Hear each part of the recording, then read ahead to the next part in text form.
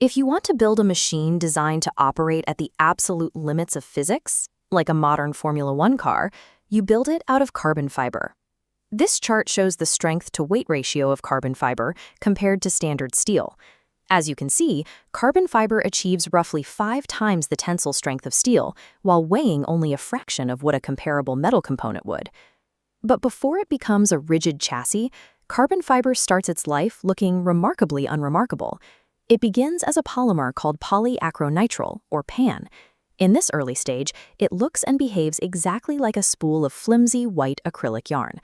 So how exactly do engineers transform a weak, fuzzy thread you could snap with your bare hands into an indestructible black sheet capable of surviving a 200-mile-per-hour impact? They don't do this by coating the yarn in a hardened resin or by weaving stronger metals into the fabric. They create one of the strongest materials on Earth through an act of extreme, deliberate subtraction. The manufacturing line begins with an oven. The white threads are fed continuously through a heated chamber exposed to normal air, baking at roughly 300 degrees Celsius. Inside this oven, heat causes oxygen molecules from the air to actively bond with the loose polymer chains in the yarn. This chemical reaction forces those tangled chains to rearrange themselves into a highly rigid, tightly linked ladder structure. As this cross-linking occurs, the material slowly darkens until it turns completely black. At this point, the thread is completely fireproof, but it still lacks its signature superstrength. This initial step, called oxidation, is an essential trap.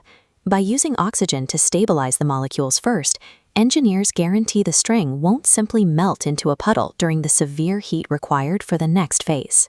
The stabilized black thread is now pulled into a carbonization furnace, where the true subtraction begins.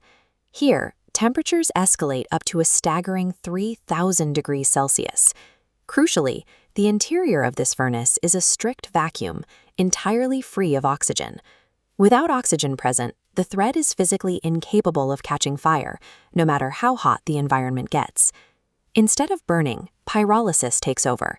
Intense heat causes molecules to vibrate, shaking loose non-carbon atoms like hydrogen and nitrogen. These impurities vaporize as exhaust.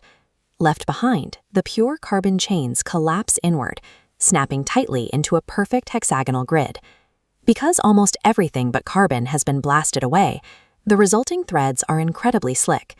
To make them useful, they undergo a final sizing process, a microscopic etching and chemical coating that gives the threads enough surface texture to grip epoxy later on. The defining durability of carbon fiber is born directly from this violent purge. What emerges is an unbreakable, uniform matrix of pure carbon bonds. Back on the factory floor, thousands of these microscopic, pure carbon filaments emerge from the heat. They are bundled together and rapidly wound onto heavy industrial spools. These finished spools are then shipped to manufacturers around the world, ready to be woven into the rigid sheets that define modern engineering. It's easy to forget that when you see a wide-body commercial airliner supporting hundreds of tons of weight in the sky, you are relying on the combined strength of billions of those tiny, stripped-down threads. For centuries, ancient alchemists tried to create something invaluable by mixing endless combinations of elements into a single pot. Modern material science approaches the problem differently. Carbon fiber proves that achieving immense, world-class strength doesn't require adding complex materials to a system. You just need the exact right environment to relentlessly burn away everything that's holding it back.